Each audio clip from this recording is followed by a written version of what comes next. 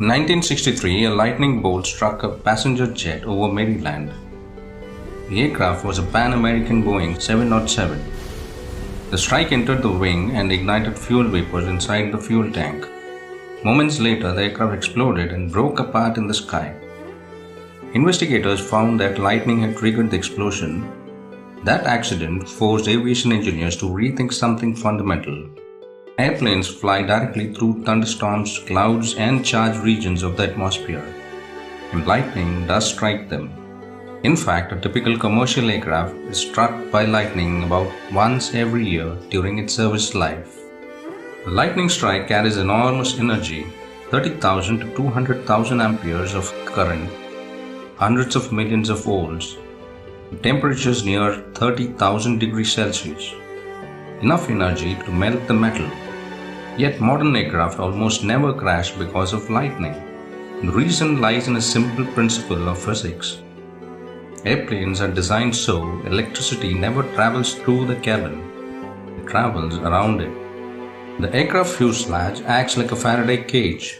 When lightning strikes the airplane, usually near the nose or the wingtip, the current spreads across the outer skin of the aircraft and exits somewhere else along the structure. The electrical energy flows along the outside surface, protecting the interior.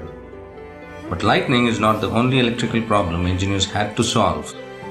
Aircraft accumulate electricity even when there is no lightning at all. The invisible charge. As an aircraft moves through the atmosphere at nearly 900 km per hour, billions of collisions occur between the aircraft's skin and particles in the air. Rain droplets, ice crystals, dust, and even air molecules. Each collision transfers a tiny electrical charge.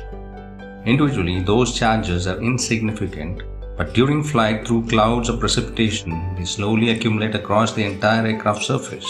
This process is called triboelectric charging. An aircraft can build up to tens of thousands of volts of electrical potential. The current involved is small, usually microamps to milliamps, but the electric field around the aircraft becomes intense, and strong electric fields can disturb the surrounding air. The corona effect. Air normally acts as an insulator, but when the electric field becomes strong enough, especially near sharp edges, the air molecules begin to break apart. Electrons separate from atoms, creating charged particles called ions. The aircraft becomes slightly conductive. Electricity begins leaking into the air as a faint discharge. This is called the corona discharge. You sometimes see it as a faint glow around high voltage transmission lines at night. On aircraft, corona discharge produces electromagnetic noise. To pilots, it sounded like violent bursts of static in their radios. During storms or heavy clouds, communication with air traffic control could become extremely difficult. Engineers needed a way to remove the charge before it built up. Their solution was surprisingly small, tiny spikes. Along the trailing edges of wings and tail surfaces, engineers installed thin needle-like devices. These are called static discharge wicks. Electric fields concentrate strongly at sharp points. So these small spikes allow electrical charge on the aircraft to bleed slowly into the surrounding air. Instead of building up and discharging randomly, the electricity leaks away continuously, quietly. But static electricity doesn't only appear in flight. It can also build up during one of the most routine operations in aviation, in the ground. Refueling.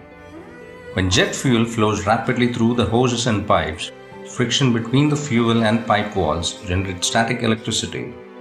Exactly the same physics that charges an aircraft in flight. If a spark forms while fuel vapor is present, it can ignite a fire or explosion. That is why ground crews follow a strict procedure before fueling begins. First, a cable connects the fuel truck to the aircraft. This is called bonding. It equalizes the electrical potential between the two vehicles, so no spark can jump when fuel nozzle is connected. And often, the aircraft is also connected to ground, allowing any accumulated charge to safely dissipate into the earth. Only then does fuel begin to flow into the aircraft. Electricity surrounds an aircraft throughout its life. Lightning from sky, static discharges during flight, and sparks that could occur during fueling. Engineers could not eliminate electricity. Instead, they learned something more powerful. They learned how to control where it goes. Lightning flows along the aircraft skin. Static charge quietly leaks away through tiny spikes on the wings, and bonding cables ensure that fueling never begins with a spark. In aviation, safety rarely comes from removing danger. It comes from understanding it deeply enough to guide its energy safely away.